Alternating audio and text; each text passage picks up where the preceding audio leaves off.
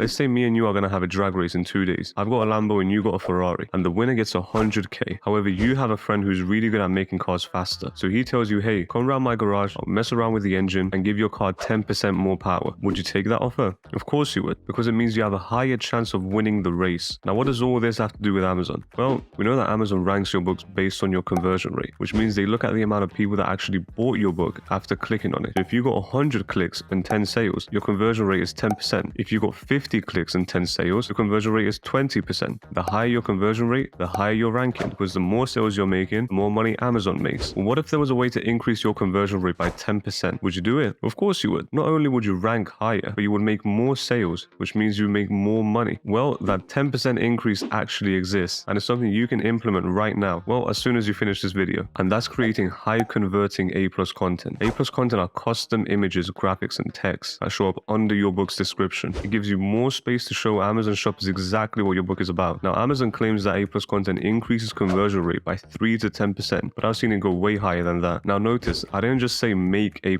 content. You need to make high converting A+ content if you really want to reach this high conversion rates. And there's 3 simple steps that you can take.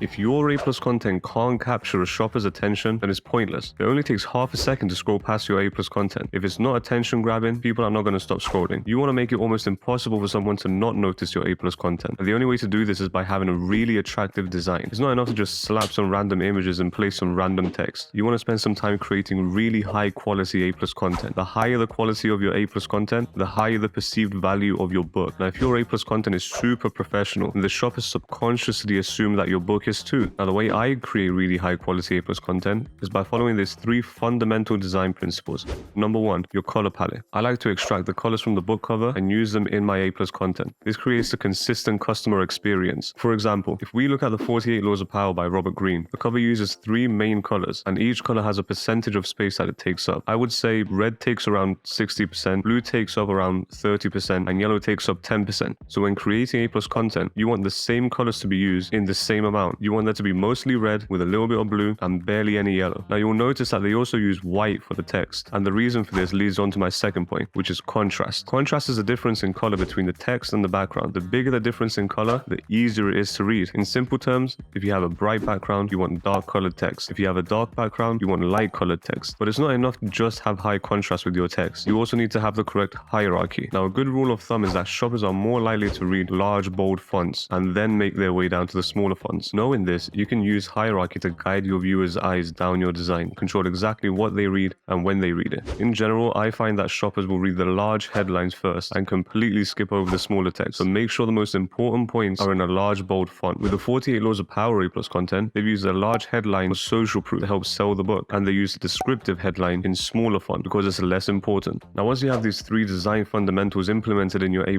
content, you can move on to step 2. You want to use A+ content to sell your book. Many publishers use A+ content to highlight some of the features of their book. For example, this How to Draw book for kids highlights the fact that your kid can learn how to draw, they can color in the illustrations inside, and they can learn cool facts about the things they're drawing. Use the A+ content space to show shoppers the value of your book. If you're selling a coloring book, use the A+ content to show pages from your book. If you're selling a self-help book, tell them how their life will change after reading the book. If you're selling a kids fiction book, use this as an opportunity to give the shoppers a glimpse of the story and showcase some of the illustrations inside. Now, once you've created this beautiful A+ content, you actually need to bring traffic to it. Well, A+ content can actually help with that too. See, Amazon reads your title and book description to figure out exactly what keywords to show your book for. But what many people don't know is that it reads your A+ content text as well, which is why step 3 is to write A+ content text.